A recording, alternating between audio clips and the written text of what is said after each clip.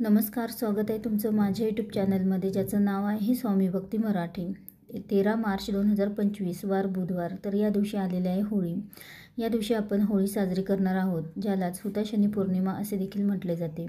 होळी हा दिवस आपल्या आयुष्यातील नकारात्मकता काढून टाकण्याचा दिवस, जी संकटे, शारीरिक मानसिक ज्या काही अडचणी त्रास आहे, तर त्याचं दहन करण्याचा हा दिवस मानला जातो। यासोबतच होळीच्या दिवशी पौर्णिमा असल्याने आपण अनेक प्रकारचे उपाय देखील करत असतो, अनेक सेवा देखील करत असतो आणि हे उपाय वर्षातून एकदाच आपल्याला करता येतात। तर कोणते उपाय आपल्याला होळीच्या दिवशी करायचे आहे, तर हेच आपण या व्हिडिओमध्ये बघणार आहोत। तर व्हिडिओ स्किप न करता संपूर्ण बघा आणि जे कोणी नवीन असेल या चॅनलवरती तर सबस्क्राईब करा।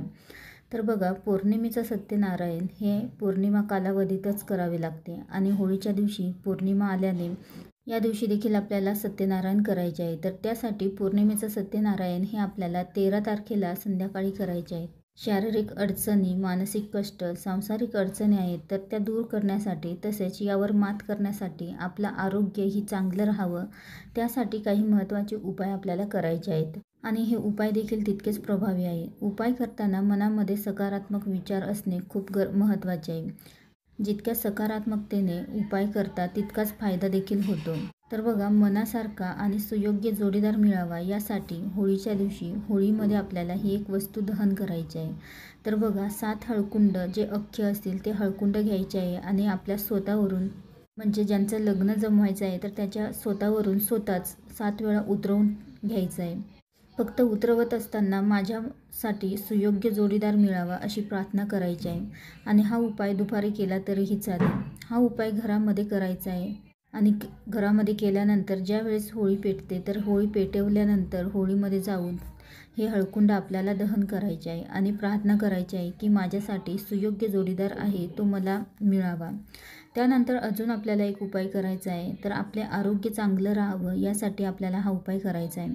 तर काही गोळ्या चालू असतील, तुम्हाला काही आजारपण असेल आणि त्यासाठी तुम्हाला काही गोळ्या चालू असतील, BP शुगरच्या गोळ्या चालू असतील, तर त्यासाठी 5 गोमती चक्र आपल्याला घ्यायचे आहे आणि 5 पिवळ्या कवड्या घ्यायच्या आहे आणि या एका काळ्या कपड्यामध्ये गुंडाळा आणि तुम्हाला जी गोळी चालू असेल तर ती गोळी देखील आपल्याला त्यामध्ये टाकायची आहे। एक गोळी टाकायची आहे। टॉनिक असेल तर ते देखील थोडंसं त्या कपड्याला लावायचं आहे आणि हे सर्व एकत्र बांधायचं आहे आणि संध्याकाळी आपल्याला या सर्व वस्तू आपल्यावरनं उतरवून घ्यायच्या आहे आणि संध्याकाळी होळी पेटल्यानंतर त्या होळीमध्ये दहन करायचे आहे आणि प्रार्थना करा की मला जे काही शारीरिक कष्ट आहेत, आजार आहेत, ते लवकरात लवकर कमी होऊ द्या। मासिक धर्म, सुतक आणि विटाळ असेल तर तुम्ही कोणतीही सेवा करू नका। त्यासोबतच आपलं आरोग्य चांगलं राहावं यासाठी आपल्याला कडुलिंबाची पानं घ्यायची आहे।